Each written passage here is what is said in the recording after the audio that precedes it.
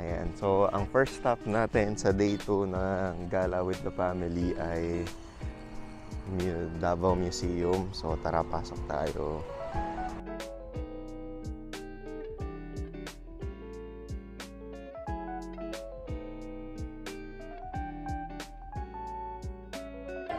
Na-colonize din tayo ng mga American, that was 1899. So paano napasok yung mga American dito? Kasi po, binenta.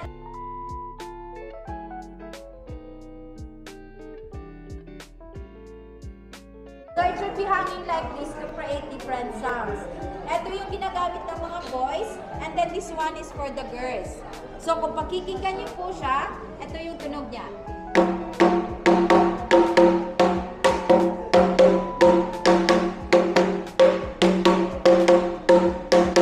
Okay, what do you observe?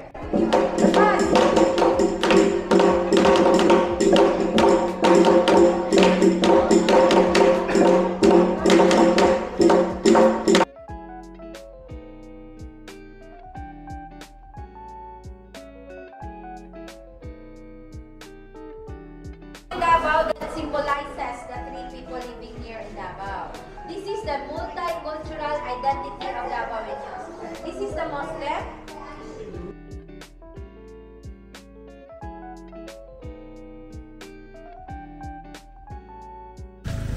So next stop naman tayo, which is dun sa bahay ni Duterte daw. Let's go! Yes!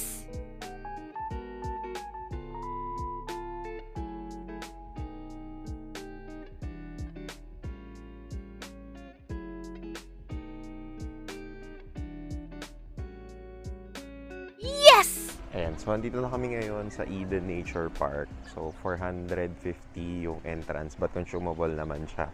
So punta kami ngayon sa restaurant. Ito yung tsura niya sa labas.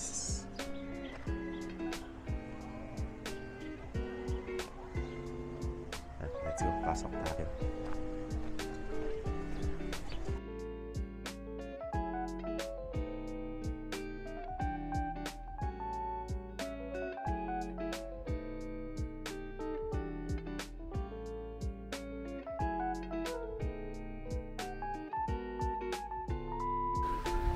Ayan, so try na yung manghuli at sila mama. Ayan, so nanghuli na sila. So dito sa Eden daw is, ayan, mukhang makakahuli naman agad. Makakahuli naman agad. So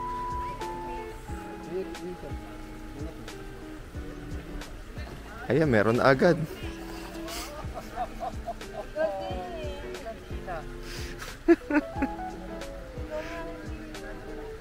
Ayun na, nakahuli na agad. Tapos na agad.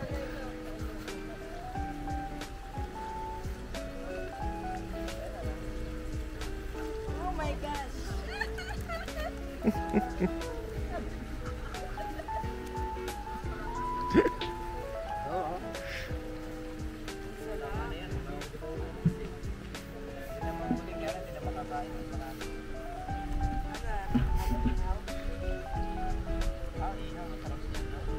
Isang ihaw tsaka isang prito? O parehas na lang ihaw? Hindi na.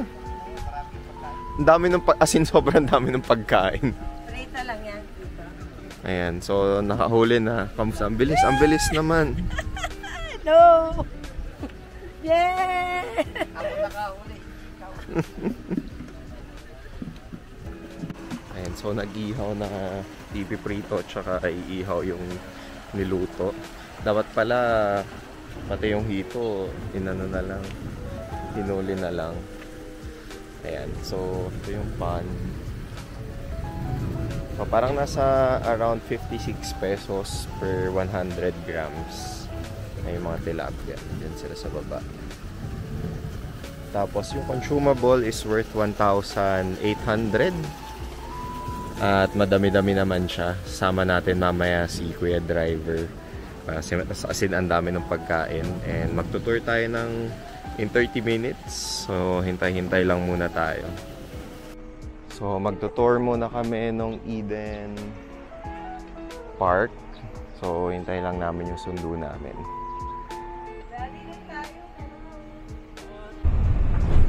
Start na tayo ng tour. Nakabawan ako ng isip, baka mas dito ako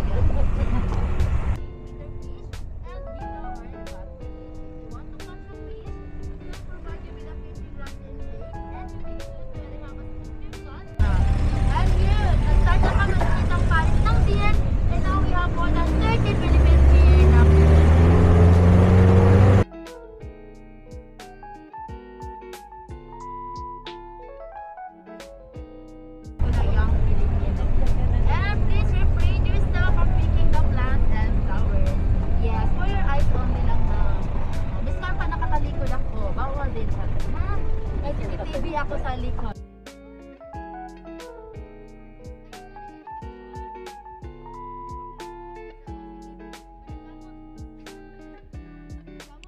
So ito yung first stop, Flower Garden dito sa Eden.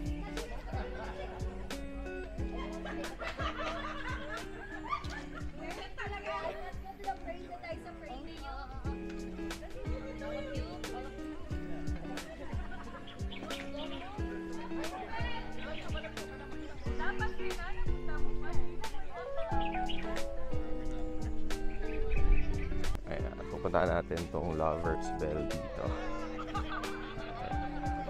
I-edit mo na lang yung jowa mo, Regina, mamaya.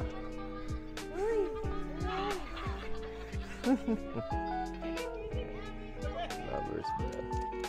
Mali ka naman mag-ano. Ayan, 1, 2, 3.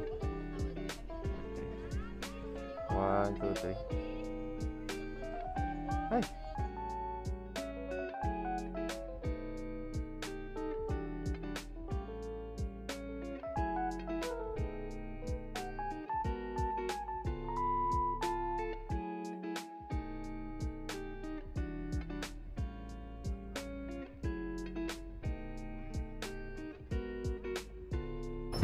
So, cultural dance dito sa forest area. Second stop namin dito sa Eden.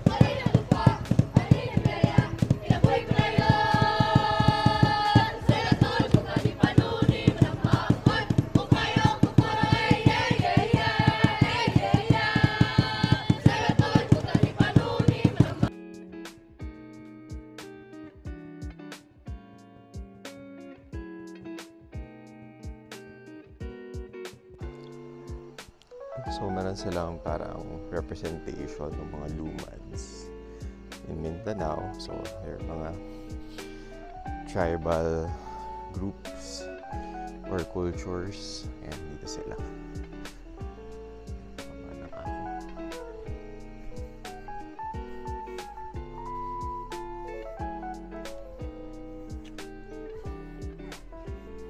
Hi, Mom.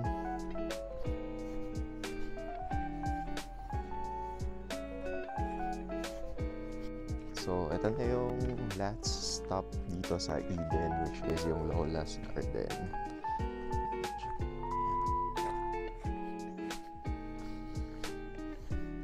It has a nice view ng Samal Island tsaka ng Gulf of Davao. Hala! Nice. Tingnan muna natin. Picture na natin yan later. Tingnan muna natin yung view ng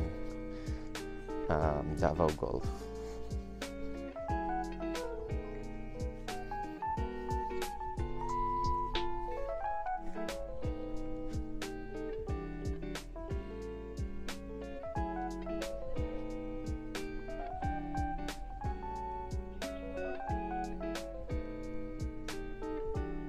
Okay, so nandito kami sa part ng Eden na puro mga rides. So, may skydiving, may horseback riding, ayun, may zipline. Nakita natin si ate. Ayun, may zipline sila. Tapos pwedeng mag-ride ng bicycle. Ride, sky bicycle. Tapos eto, may giant swing. Ayan.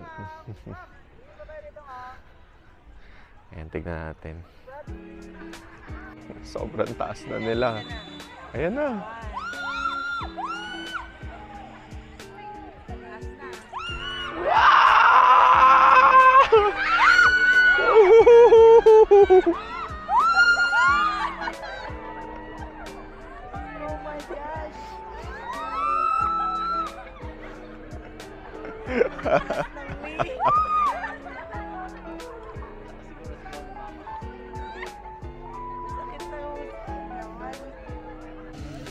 Ayan, so mga may nag-bicycle ride, tsaka merong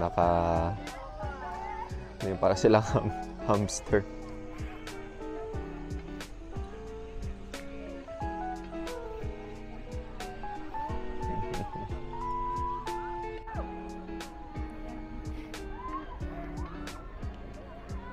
Ayan na sila. Makataas naman. Ayan na.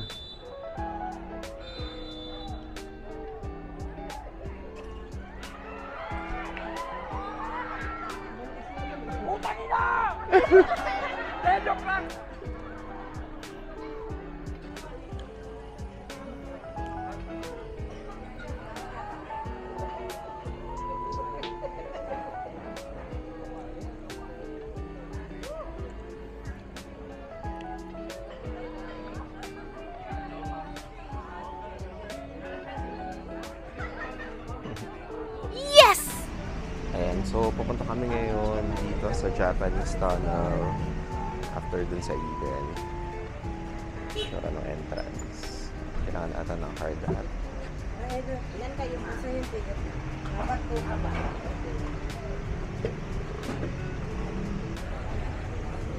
Ayan, so papasok na tayo. Mukhang may mini tour. May kasamang card hat. Welcome sa Japanese Tunnel.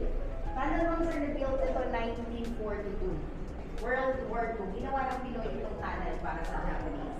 Prisoners of war kasi mga Pilipino before, mga forced labor. Tsaka yung haba naman ng tunnel before, 7 kilometers siya. Ngayon, 150 meters na lang po. Yung the rest kasi ng tunnel nag-collapse na. So may mga Pinay resort, tsaka private houses na rin sa dulo. So ito na lang yung safe na i-open po, 150 meters. And then, dito naman mga sir, may mga quarters. Yan, ito yung prayer room nila. Yan, replica na lang ng Golden Buddha tsaka gold bars naman yan. Yan aside yung conference room, meeting place po nila. Ito actual height naman ng Japanese po, life size.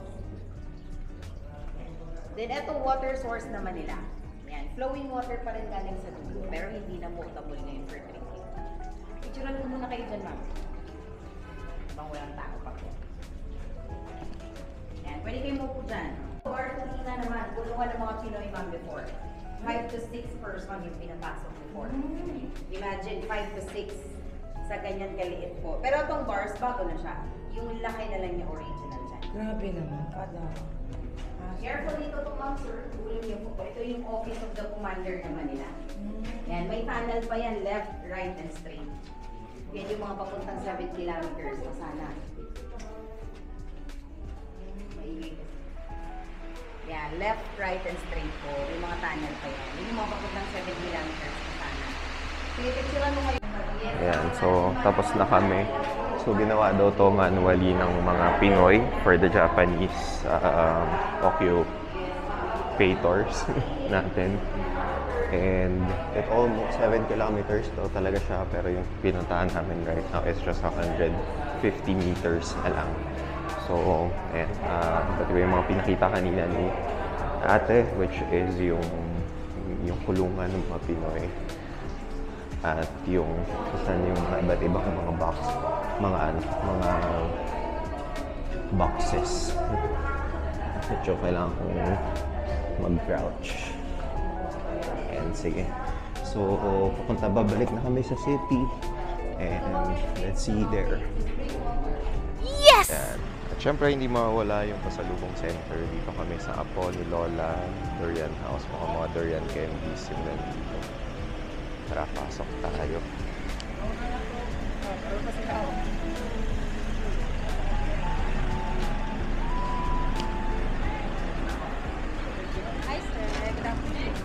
Ay, thank you. Ang daming tao. Ayan, punong-puno siya talaga.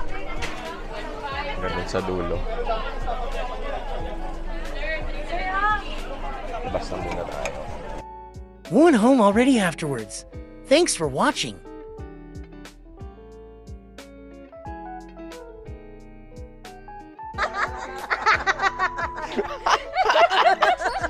Bigyan mo si Daddy, kuya.